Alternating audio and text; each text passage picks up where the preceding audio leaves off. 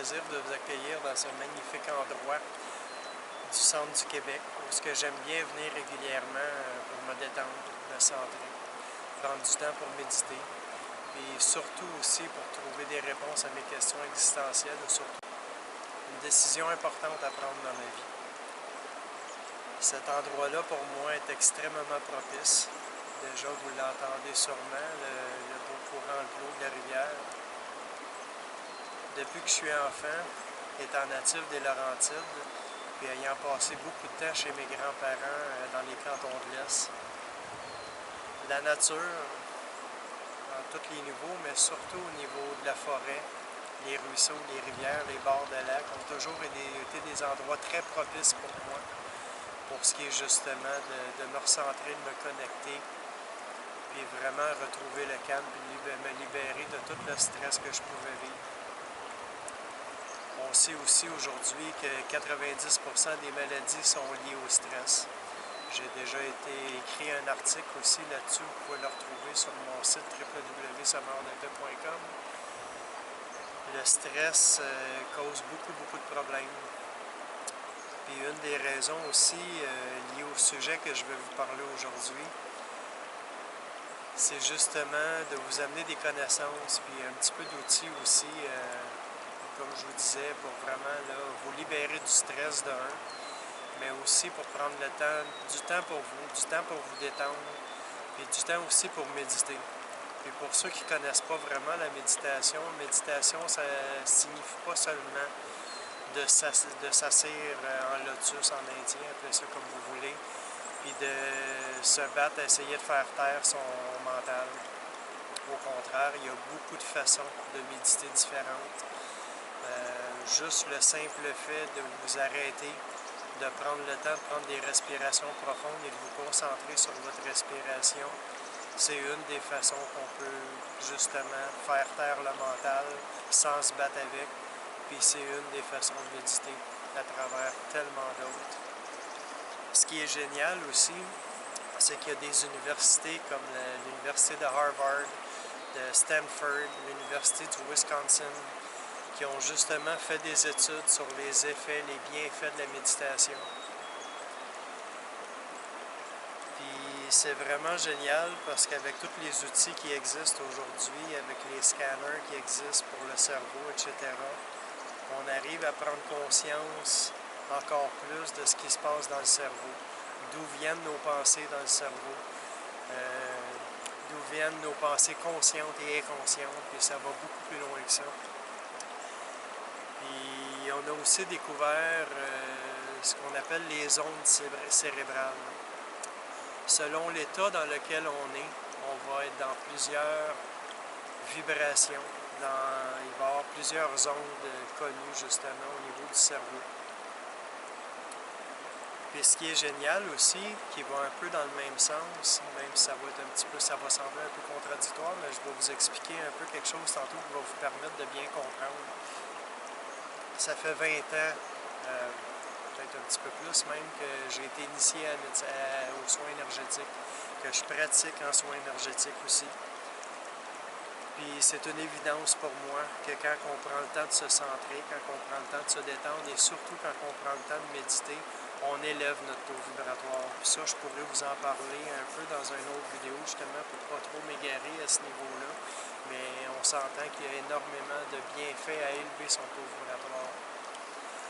Puis pour ce qui est de la méditation, des études qui ont été faites là-dessus, ils se sont rendus compte que dans la vie de tous les jours, notre cerveau est en onde de vibration bêta. L'onde bêta, c'est vraiment une onde qui est très élevée comparativement à ce que je viens de vous parler pour ce qui est du taux vibratoire. C'est complètement l'inverse. Plus qu'on se détend, plus qu'on se fait du bien, plus que notre taux vibratoire va s'élever. Au niveau des ondes cérébrales, plus on va se détendre, plus on va se calmer, plus on va entrer en état de méditation, plus les ondes du cerveau vont descendre.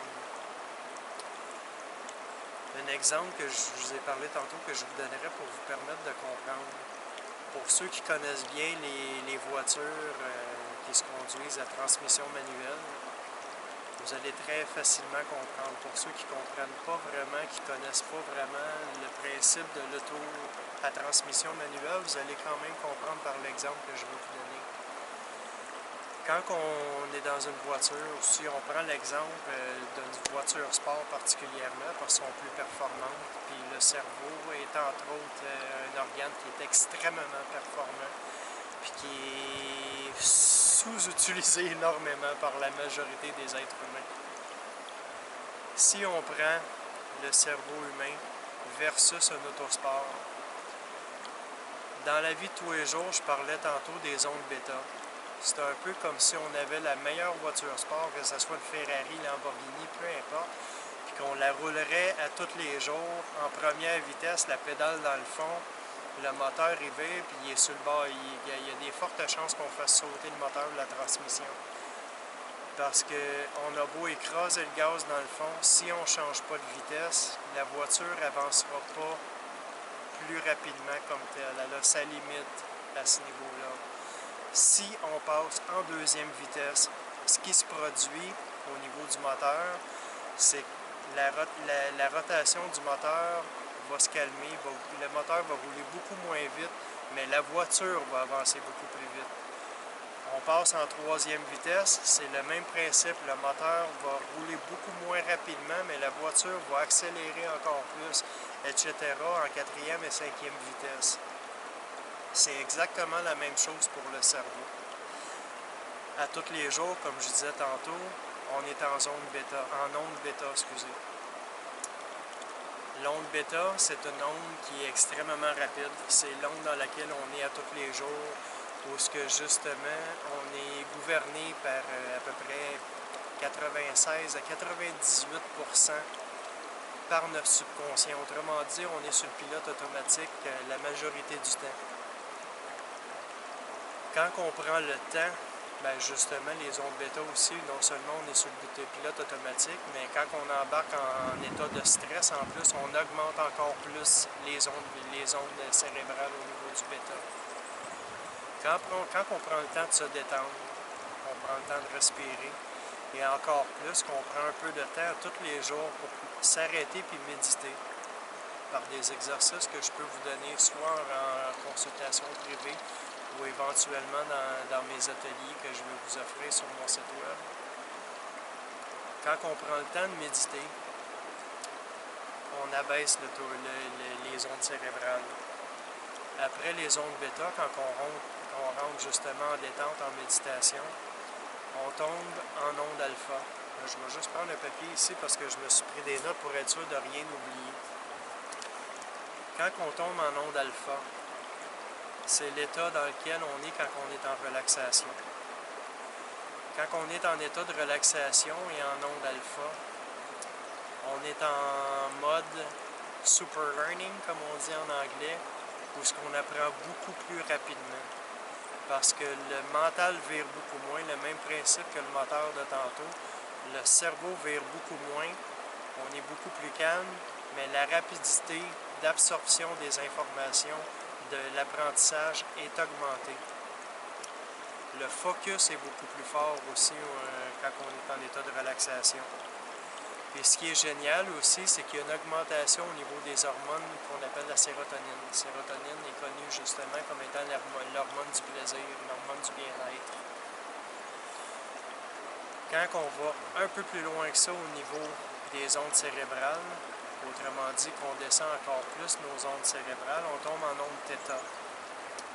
C'est les ondes dans lesquelles le cerveau se retrouve quand on fait des rêves, quand on est en plein sommeil, autrement dit, et qu'on rêve. Il y a une augmentation de la catécholamine qui est vitale dans le fond pour ce qui est d'apprendre. C'est une hormone qui est vitale pour ce qui est de l'apprentissage et pour ce qui est de la mémoire. Puis c'est aussi un état dans lequel on a un accès aux connaissances universelles. Quand on tombe un peu plus dans la science quantique, dans le fond, on se trouve à tomber en accès, dans le fond, avec le champ quantique, toutes les connaissances universelles, etc. C'est pour ça que, oui, dans le fond, l'intuition est augmentée quand on est en onde alpha. Quand on est en onde θ, on s'entend que la connexion à l'intuition est encore plus forte parce qu'on va beaucoup plus loin que l'intuition. On est vraiment en connexion avec des connaissances qui sont beaucoup plus grandes. Ça peut sembler beaucoup flyé pour les gens qui sont très terre-à-terre, mais ça a été prouvé scientifiquement. Puis de toute façon, par mon travail que je fais, j'ai eu amplement de preuves de ce que j'allais chercher, de ce que je recevais du champ quantique ou de mes guides, qu'on appelle, si vous voulez, que je recevais des informations pour des gens que je ne pouvais pas savoir et qui étaient d'une grande justesse. Quand on baisse encore plus les ondes du cerveau, on tombe en onde delta. En onde delta, on se trouve à tomber en production d'hormones de croissance. On se trouve à tomber dans un état aussi, les ondes delta aussi sont liées au moment où est-ce qu'on dort, mais où est-ce qu'on ne rêve pas. Puis c'est aussi une onde cervicale, cérébrale, où ce que les moines qui sont, comment je pourrais dire, très entraînés au niveau de la méditation, réussissent à atteindre en état d'éveil. Autrement dit, ils n'ont même pas besoin de dormir pour tomber en onde delta, juste par la pratique de la méditation, où ce qui sont entraînés, on s'entend régulièrement depuis des années, arrivent à cet état-là. Le but de la vidéo, c'est pas de vous amener à devenir des moines qui méditent à tous les jours. C'est juste de vous faire prendre conscience qu'il y a des études scientifiques qui ont été faites sur tous ces outils-là, qui ont amené des preuves justement de ce que la méditation et la relaxation peut apporter. J'en ai parlé tantôt, 90% des maladies sont causées entre autres par le stress. Dans la vie de tous les jours, on est sur le pilote automatique alors qu'on pourrait tout simplement changer de vitesse, calmer notre cerveau, calmer notre mental et arriver à avoir encore plus de facilité à prendre des décisions réfléchies, à avoir accès à notre intuition, à avoir accès à un bagage qui est vraiment extraordinaire.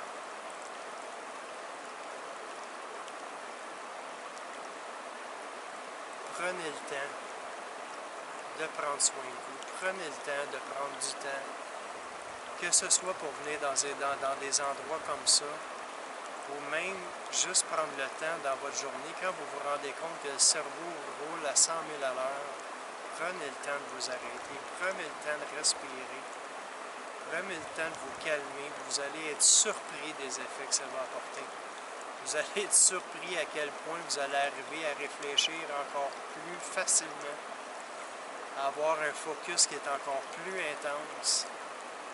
Puis comme je vous disais tantôt, d'arriver à avoir des réponses que vous attendiez, que vous recherchez.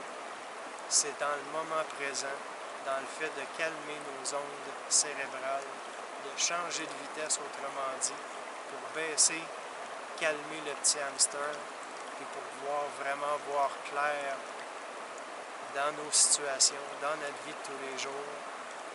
Et surtout, quand vous êtes en remise en question, c'est la chose idéale à faire. Si vous avez aimé cette vidéo-là, je vous remercie de bien vouloir le partager et de liker. Si vous ne l'aimez pas, mais vous ne likez pas, vous ne partagez pas, c'est aussi simple que ça. Je vous offre mes services pour ce qui est de relations d'aide, pour ce qui est de coaching, en soins énergétiques et encore plus aussi. Vous allez tout trouver ça sur mon site internet www.semmeurdepaix.com et aussi sur le site internet www.terreabondance.com. Je vous remercie beaucoup et je vous souhaite tout ce qui peut vous faire le plus de bien. Ciao!